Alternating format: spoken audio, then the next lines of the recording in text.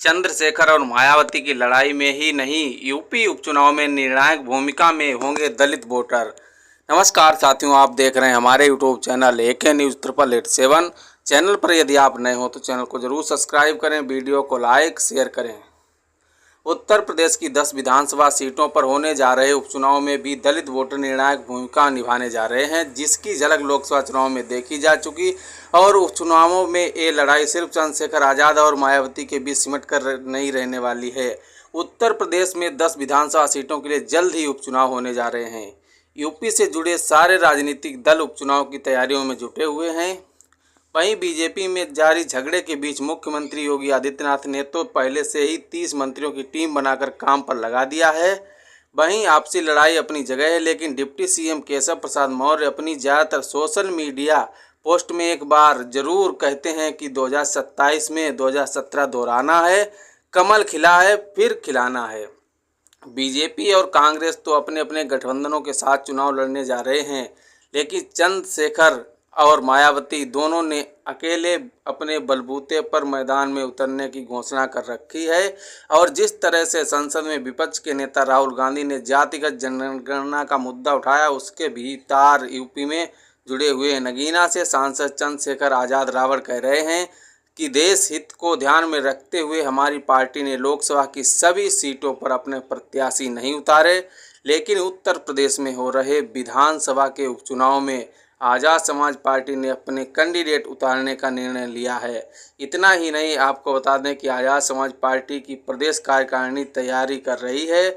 उत्तर प्रदेश के विधानसभा उपचुनाव की 10 सीटों पर हम बड़ी मजबूती के साथ चुनाव लड़ेंगे।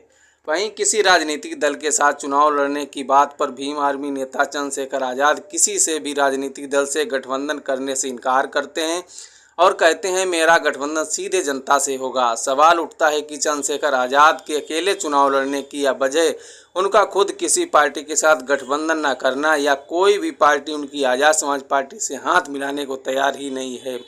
संसद पहुंच जाने के बाद लगता है चंद्रशेखर का अपने आप पर भरोसा बढ़ गया है, वरना 2022 के विधानसभा चुनाव में तो समाजवादी पार्टी के साथ गठबंधन करना चाहते ही थे, लेकिन अखिलेश यादव उनकी मांग पूरी नहीं कर पाए। बातचीत टूट जाने पर चंद्रशेखर आज़ाद ने अखिलेश यादव पर दलितों का अपमान करने का आरोप लगाया और दोहराया कि जितनी जिसकी आबादी उतनी उसकी हिस्सेदारी। लोकसभा चुनाव से पहले हुए उपचुनाव में भी चंद्रशेखर आज़ाद ने गठबंधन की कोशिश की थी। वो आरएलडी नेता जयंत चौधरी तक तो पहुंच भी गए थे, लेकिन अखिलेश यादव ने पास नहीं फटकने दिया। वहीं आपको बता दें कि अब लोकसभा चुनाव में तो अखिलेश यादव का पीडीए फार्मूला सफल ही रहा। वहीं और अब राहुल गांधी भी उसी फार्मूले पर आगे बढ़ने की कोशिश कर रहे हैं, लेकिन चंद्रशेखर आज़ाद और मायावती अपने अलग रास्ते पर ही चल रहे हैं। वहीं आपको बता दें कि चंद्रशेखर आज़ाद भी दलितों और मुसलमानों को साथ लेकर चलने की कोशिश कर रहे हैं।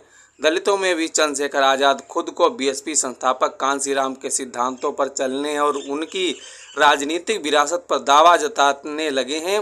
चंद्रशेखर आज़ाद का आरोप है कि मायावती कांशीराम के सिद्धांतों को छोड़ चुकी हैं, क्योंकि उनको दलितों के हितों की कोई फिक्र नहीं है।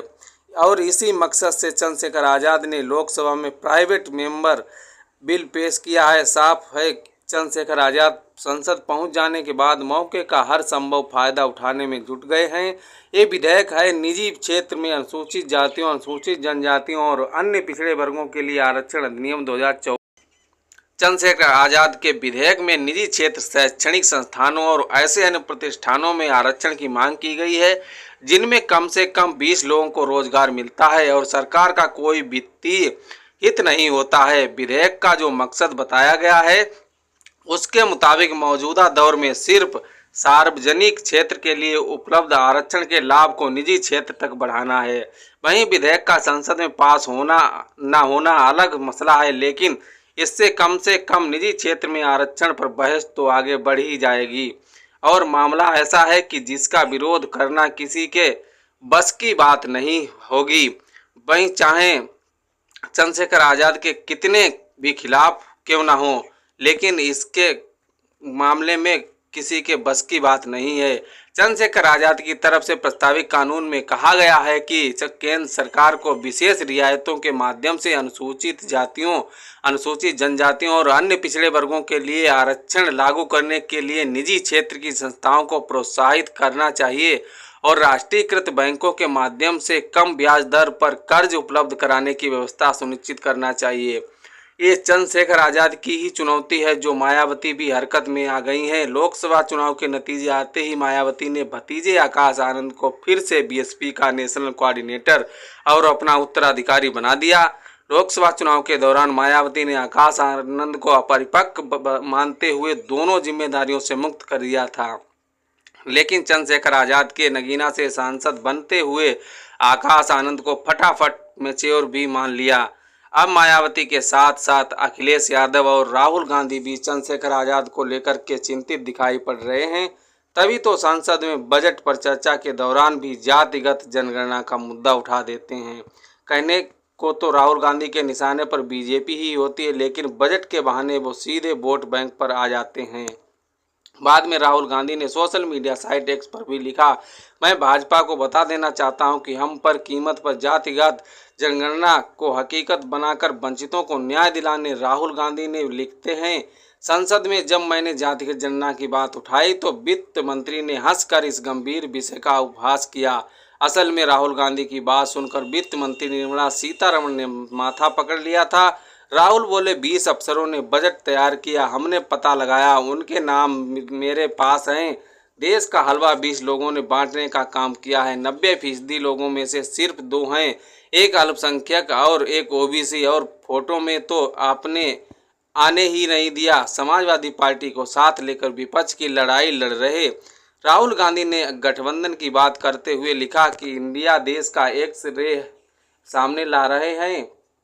ये बात अलग है कि यूपी में उपचुनाव के लिए सीटों के बंटवारे पर बात अभी तक फाइनल नहीं हो पाई है।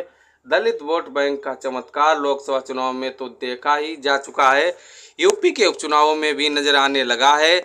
और दलित वोटर की भूमिका सिर्फ चंद्रशेखर और मायावती तक ही सीमित नहीं रहने वाला है, बल्कि अखिलेश यादव और राहुल गांधी भी उसी दायरे में हैं।